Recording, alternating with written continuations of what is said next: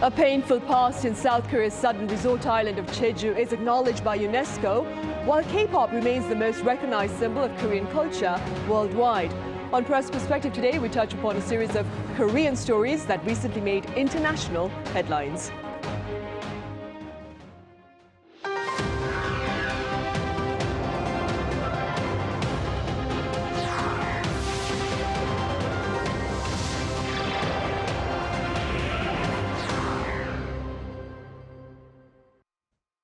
Hello, welcome to Press Perspective for April 18th here in Seoul. I'm Min Sun-hee. It's Friday and time for our talk on various matters of social interest here that made foreign headlines as well. For more on this, I have Chloe Borgnon with French broadcaster France 24 here in the studio. Chloe, it's been a while. Welcome back. Hello, thank you for having me. I also have writer Colin Marshall with the pundit's take on today's issues. Colin, I understand you were in Canada. Yes, I've been back almost one day. I'm fresh off the plane. Right. And now that you're back, Colin, let's start with details about a rather painful chapter in history over in Korea's southern island of Jeju that recently received UNESCO recognition, that is. Let's start with the Jeju April 3rd incident, Colin. What is that and what's the relevance of its listing on UNESCO's documentary heritage? The April 3rd incident is one way of describing it. People also in English say it's a massacre or an uprising. As with incidents of this kind, they go under various names depending upon how they've been framed over the years. But this happened in 1948, and to sketch a brief history here, 1948 was the year that the Republic of Korea, South Korea, was coming into being. The peninsula, the Korean peninsula, was divided after World War II, of course, with above the 38th parallel, the Soviet Union running the show, and south of it, here where we are, the United States. And in 1948, there was an election scheduled in May of that year, only to be held in the south, only to be held in the half of the peninsula being run by the U.S. or sort of overseen by the U.S., with the Korean government below it as well. And this election would make the divide, well, I wouldn't say permanent, but it would entrench it more because it was going to be held only in the south. This was to be an election for what would become South Korea. It would form South Korea. And Jeju Island was home at that time to many groups who did not particularly like that, who were against this entrenchment of the divide between North and South. And the Korean government, who was sort of between the US and the public, well, they were against that. So there was this dynamic between the two that was unhealthy, shall we say. And there were violent skirmishes between the government and the people of Jeju before 1948, as well as after April of 1948. But April 3rd is really the main incident, the main, how to put it, the center of what we could call an anti-communist counterinsurgency operation, or I mean, we could just say massacre, or we could say uprising, any of these names. But what happened was the state took action against the groups agitating against the coming election, to put it in a slightly complicated manner. But the result being over time that 30,000 people died, 30,000 Jeju Islanders, about 10% of the population of Jeju Island at the time. And I've heard smaller estimates of the total deaths. I've heard much larger estimates. The problem being that this has been an event shrouded in secrecy for much of the time since then. It was political suicide to mention it for a long time in South Korea. And it was knowledge of it, or sort of propagation of knowledge of it, was actively suppressed by the state. And so there began to be efforts to recover the knowledge of the Jeju uprising, shall we say, in the 1990s, with the regime change, with the sort of change away from military government to a democracy. And in 2003, President Roh Moo-hyun actually issued a formal state apology for what happened on Jeju in 1948.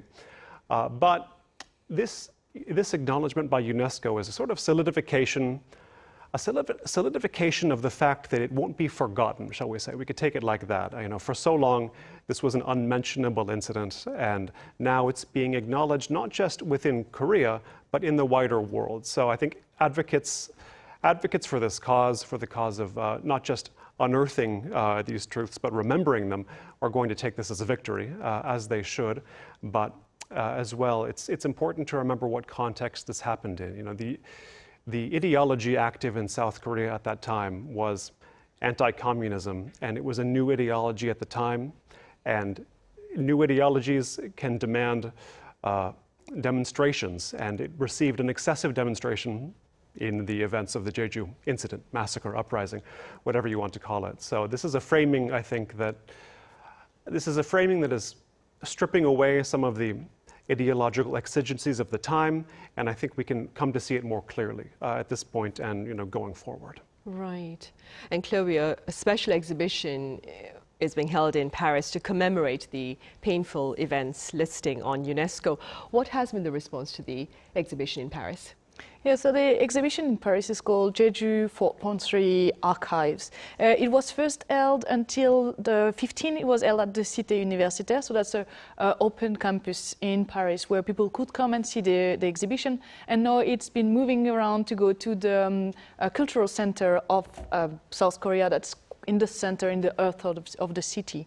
So it's interesting to see that the description of the exhibition is, as Colin mentioned, they are saying that it's to show how the island is healing and to protecting this memory, because as you were saying, it was for a long time not possible to speak about it, not possible to show anything about it. So it's interesting to see that's what the exhibition is kind of showing now to the French people, is explaining in a chronological order what happened, but also how it's been studied and shown. So there is nearly 15,000 documents actually. So judiciary files and press articles, testimonies, some books also are there. I saw, when checking to see what French people were thinking about the exhibition, one person who made the parallel with the book from Han Kang, I Do Not Bid Farewell, which is a book that received a good, was well welcomed in French because it won the Médicis Prize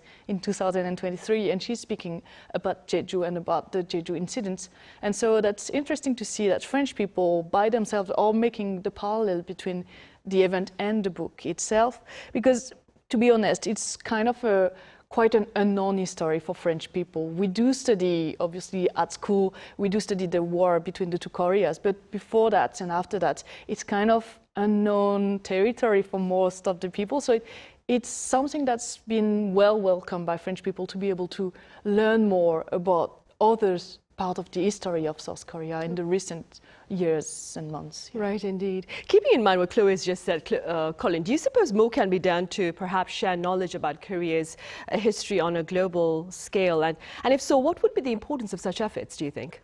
More can always be done, of course, because Korea's history is not very well known in the wider world, as is the case with most countries, of course. Most countries, I would say maybe Korea's history is slightly better known than a lot of countries, but then again, Korea has a very long history, and even within this country itself, history is not very well known, sometimes not very well understood. I mean, yes, we're talking about spreading knowledge of Korean history in the world, but I think that effort begins at home in many ways because, well, I mean, let's face it, there are many controversies about teaching history here, teaching this country's history in this country. And you can talk to many aspiring scholars, aspiring Koreanists, aspiring scholars of Korea, and they will say, oh, you want to study Korean history?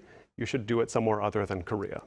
Because yes, there are other schools and other parts of the world that have highly developed Korean studies departments, yes, but also here it can still be hard to pin down, how to put it, it's hard to pin down what's true and false, not necessarily that extreme, but hard to pin down sort of what narratives are history and what narratives are being used to prop up the legitimacy of certain regimes or certain groups in power or out of power, depending upon the era. And so to disentangle all that sometimes requires getting some distance from Korea itself. But at the same time, I think we all know that history education could also be improved here. When I first moved to South Korea in 2015, this was the time of the controversies over the history textbooks being proposed by Park Geun-hye, then the president. And there were controversies over, depending on what side of the political spectrum you were on, it was all about what causes, is my cause being helped or harmed by the history textbooks either that we're using or that the president is proposing.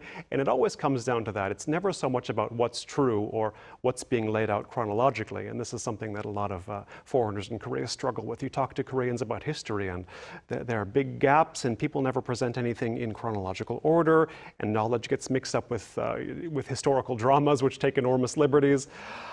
So yes, the history itself and what history is enabling, what it legitimizes, who it empowers and who it doesn't. These are questions that all have yet to be fully disentangled from one another in Korea, unfortunately. So start with that and then maybe get to work on clarifying historically accurate narratives to put out there in the world. So not only does charity start at home, history education also needs to start at home. Indeed. Meanwhile, Chloe, findings for this year show that K-pop, it remains the most recognized symbol of Korean culture worldwide. Could you tell us a bit more about these particular findings and what are your takeaways from it? Yeah, sure. So this is the 2025 Global Hallyu Survey. It's a survey that's taken annually by the South Korean Ministry of Culture, Tourism and Sport and the Korean Foundation for International Culture Exchange. So this year they polled 6,400 people aged from 15 to 59 across 28 countries in the world. So it's interesting to note that this year, for the first time, the Philippines and Hong Kong were included in the poll. So it's nice to see that the study is getting more and more global. And yes, for the 8th consecutive time, K-pop is considered as the first ID that people will link to South Korea. When you ask them, South Korea, K-pop is the first one for most of the respondents. Second will be food, then dramas, beauty products, and then movies. It's interesting to see also that in K-pop, BTS is still #1 group, even though at the moment they are in a hiatus because the members are, for some of them, still in the army. But they are still #1 when you are asked people who is the main group you're thinking about. Then it's Blackpink, then IU, Psy, and Twice. And so what are my takeaway from this is we can see how strong the soft power is from the Hallyu wave here in South Korea. And I think it could be used quite a lot. I know that it is used. I mean, the Hallyu wave is really used here because cultural projects are interesting to foreigners. I know we've been talking already a few times about is K-pop at a standoff and is it going to go down? But if you see, BTS is still #1 group, so what could happen once they all finish the army this summer? I mean, we're probably going to see a boom again if they start again going for concert and everything. There's also the question of, can we use this cultural powerhouse for diplomatic effects? You know, we're speaking about trade wars and everything. Can Korea also use this weapon, kind of? And then there is one thing that's for sure, is that the cultural powerhouse can be used for economic, for sure, because those consuming Hallyu products have said in the survey, 58.9% of them say that they are more ready to buy South Korean products or services because they've been consuming some content. So, you know, this is already a big consequence for South Korea economy. Right.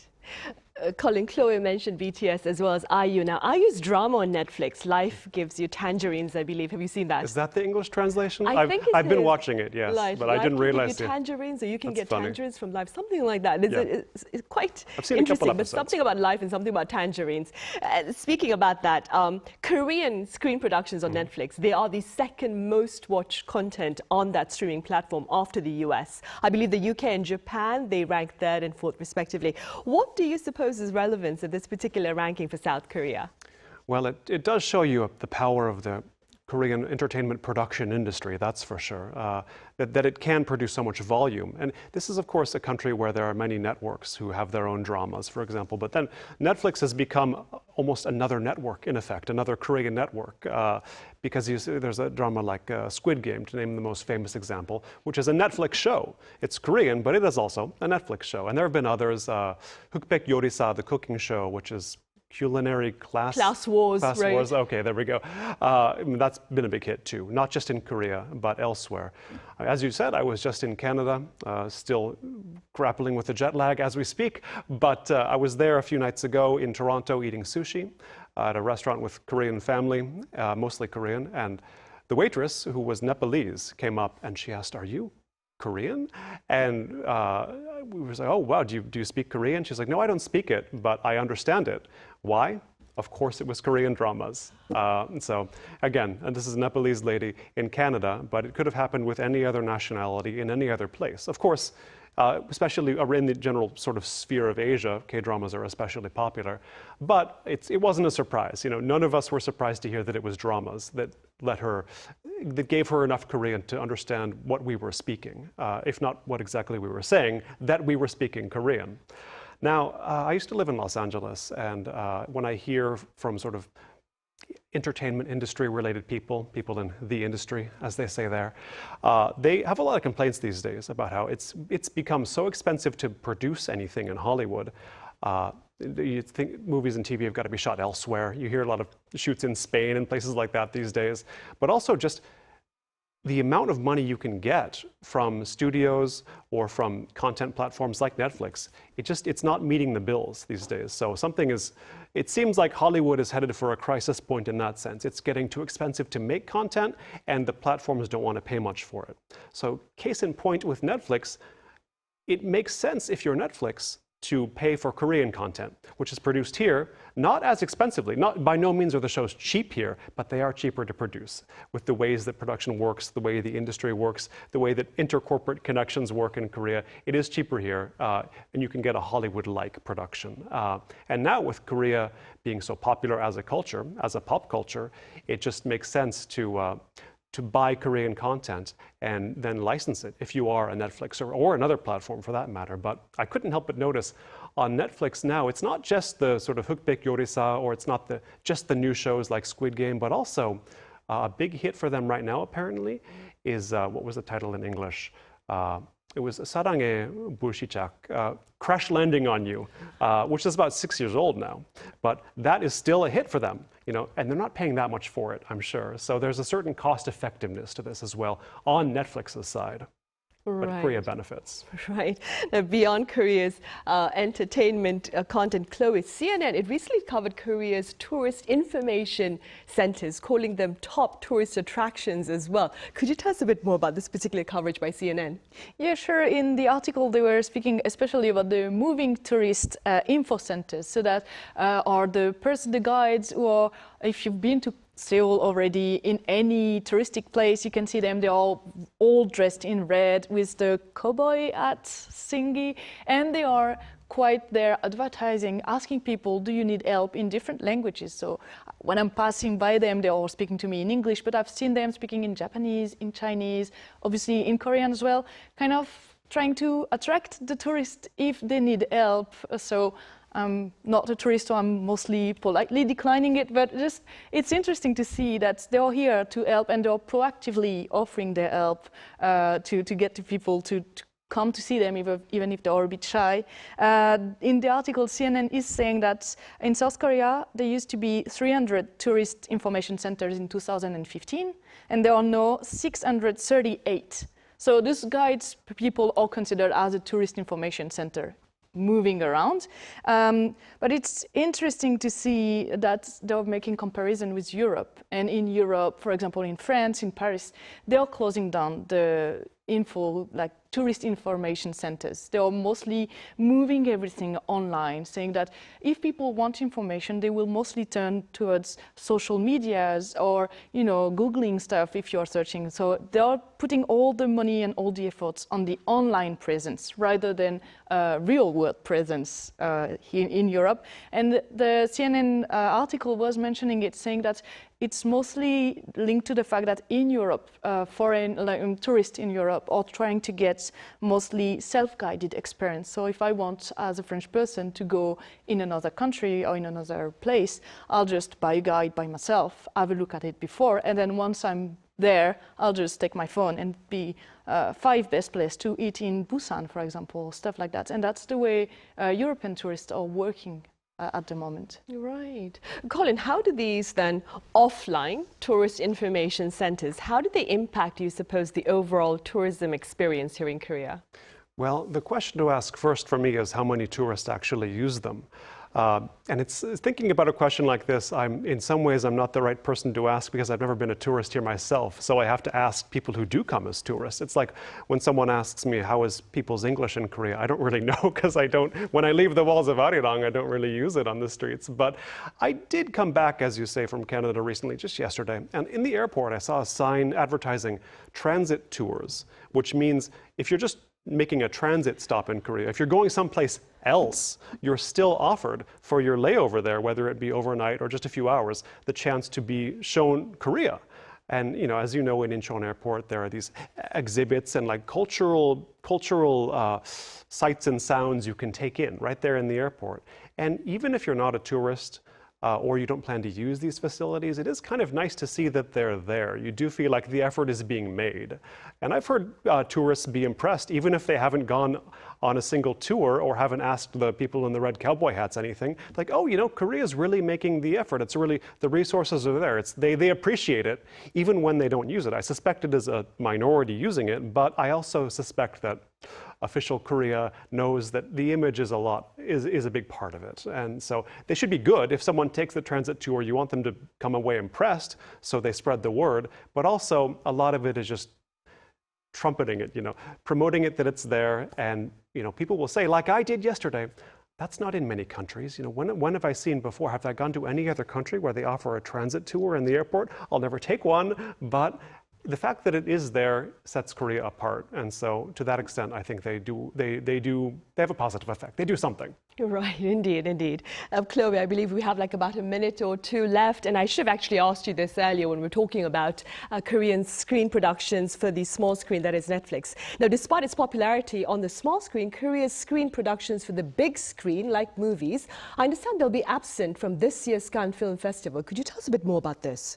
Yeah, so that's the first time in 12 years, I think, that 12 years, 12 years that there's no films, like movies from South Korea in the main Cannes Film Festival in France. There will be one movie still that is a short form cartoon at the Critics Week. So it's Glasses by Jung Yoo-mi, but that's the only one that will be shown from Korea, and that's a cartoon, so it's a bit different. Korean film have been here consistently since 1984. Obviously, the peak, like the main thing, was when Bong Joon-ho won the Palme d'Or in 2019 with Parasite. So why is there no one this year? So is that lack of creative risk, a space for creativity is not there or not? It's hard to know. I would say I have read an article from the Chunghong Daily who was explaining that it's hard for new filmmakers to emerge at the moment in South Korea because there is a lot of competition. To make it very short, they were saying everything in the indie scene is happening in Seoul where the competition is strong, so it's hard to rise out of the rest of the teams. But according to me, it's not to worry. Like, if the first year, if it happens 2 years in a row, we might have to question it. But for now, I mean, awaited movies have been postponed because they were not finished at the time. So we have some strong contenders that will come next year and that might be there lined up for Cannes Film Festival for 2026. But not to worry for now. Fingers crossed for that. Yeah. And on that note, we'll end today. Thank you so much for your thoughts, Chloe, and thank you very much for your insights, Colin. Thank you. Right, well, those are the latest stories here that made headlines elsewhere as well. Thank you for watching. Have a great weekend. See you same time next Monday.